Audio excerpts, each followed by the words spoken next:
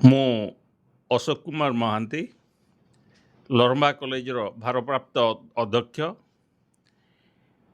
ଆଜି ଆମେ ଲରମ୍ବା କଲେଜର ଆଲୁମିନି ଆସୋସିଏସନର ମିଟିଂ ରଖିଥିଲୁ। ଏହି ଅବସରରେ ଆମେ 60 ଜଣ ଆଲୁମିନିଙ୍କ ସାଙ୍ଗରେ ଆମର କନଫରେନ୍ସ ହଲ୍ରେ ମିଟିଂ କରିଥିଲୁ। ଆଜି ଏକ ଆମ ପାଇଁ ଚିରସ୍ମରଣୀୟ ଦିନ, ଯେହେତୁ ଆଜି ସ୍ୱର୍ଗୀୟ ବ୍ରଜମୋହନ ପଣ୍ଡାଙ୍କର ଜୟନ୍ତୀ ପାଳନ କରାଯାଇଥିଲା କଲେଜ ପରିସରରେ ଏବଂ ତାଙ୍କର ଜନ୍ମଭୂମିରେ। ସେହି ଅବସରରେ ମୁଁ ଆଲୁମିନିମାନଙ୍କୁ ଅନୁରୋଧ କରିଥିଲି ଆଜି ଆଲୁମିନି ମିଟିଂରେ ଜଏନ୍ କରନ୍ତୁ ଏବଂ ଆମର ପୁରାତନ ଛାତ୍ର ସଂସଦକୁ ମଜବୁତ କରନ୍ତୁ, ଏବଂ ସେମାନେ ମୋତେ ସହଯୋଗ କରିଥିଲେ। ତା ଛଡ଼ା ମୁଁ ଅଧ୍ୟକ୍ଷ ହିସାବରେ ସମସ୍ତ ଆଲୁମିନିଙ୍କୁ ଅନୁରୋଧ କରିଥିଲି ସେମାନେ ତାଙ୍କର କ୍ୟାପାସିଟି ହିସାବରେ NEP ବହି 2 ଖଣ୍ଡ ଲେଖେ ଅତି କମ୍ରେ ଯଦି ଆମ ଲାଇବ୍ରେରୀ ବ୍ରଜମୋହନ ଲାଇବ୍ରେରୀଙ୍କୁ ଦାନ କରିବେ, ତାହେଲେ ସେଟା ଆମ ଛାତ୍ରଛାତ୍ରୀଙ୍କ ପଢ଼ାପଢ଼ି ପାଇଁ ସୁଯୋଗ ସୃଷ୍ଟି କରିବ ଏବଂ ଆମ ଲାଇବ୍ରେରୀ ସମୃଦ୍ଧ ହୋଇପାରିବ। मुई सौमेन्द्र पुजारी ये कॉलेजर पुरातन छात्र। मोर लगी कॉलेज गोटे अलगा जेहेतु ये कॉलेजर परिसर रे मुई बढ़ीचे 4 वर्ष रहीचे 68 मसीह तो से लगी मोर गोटे संपर्क ये कॉलेज संगे अलगा प्रकार। हाँ, इनु मुई पुरातन छात्र 80 मसीह 84 मसीहा तक मुई न IC आ BA इकोनॉमिक्स ऑनर्स पढ़ुली। आज पर्यंत मोर संपर्क रही आसीचे ये कॉलेजर जिते बेले जेनटा संभव है मुई अटेंड करसी फंक्शन अटेंड करसी।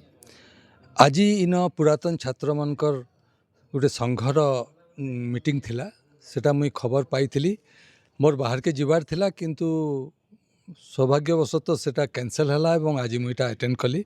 मुई बहुत डेरी रे आसली, मीटिंग अटेंड नहीं करी बोले चले, किंतु जहाँ भी हो ये जेन पुरातन छात्र संघ गठन तो है आगु सेटा के रजिस्ट्रेशन करवार लगी जेन आयोजन चलीचे सेटा बहुत खुशीर कथा। संघ रजिस्ट्रीभुक्त हबार कथा, तो आमे आगे विभिन्न कार्यक्रम करिपारमु।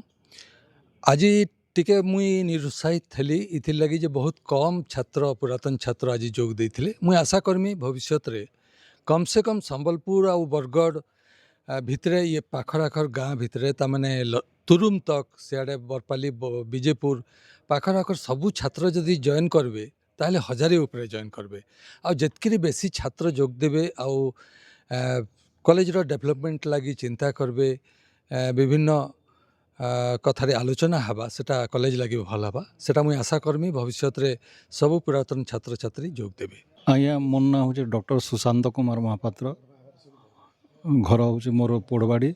मुई लरमा कॉलेज पुरातन छात्र थी 1989 +2 91 तक, 91 to 94 इन ग्रेजुएशन थी इकोनॉमिक्स ऑनर्स रे। तो लरमा कॉलेज मु 5 वर्ष थी पढ़ुली।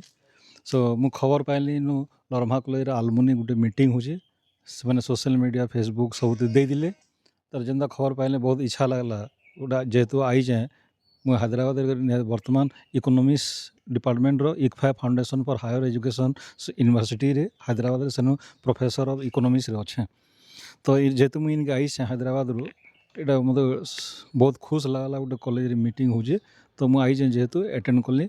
तो आज मीटिंग रे भल भल पदक्षेप नियाला, डिस्कसन कराला और समस्त मत अनुसार गोटे एसोसिएशन कराला, रजिस्ट्रेशन कराला आउ 100 जन तक प्राय समस्त ग्रुप कराई समस्त रजिस्ट्रेशन उपचेष्टा कराला। आउ बहुत दिन खुश लगला पुरातन छात्र मान को हमको देखिक। सो +2 +3 1980 बैजर 90 बैजर 94 बैज सब बैजर जड़े 2 जन थिले, ऑलमोस्ट 70-80 जन थिले, जेनटा कि आम भावुलु 10-20 जन आए बोलूँ। सेटा देखिक बहुत खुश लगला। तापर मुझे जानले जे 2 नंबर मीटिंग, तापर नेक्स्ट मास बहुत मीटिंग करबे।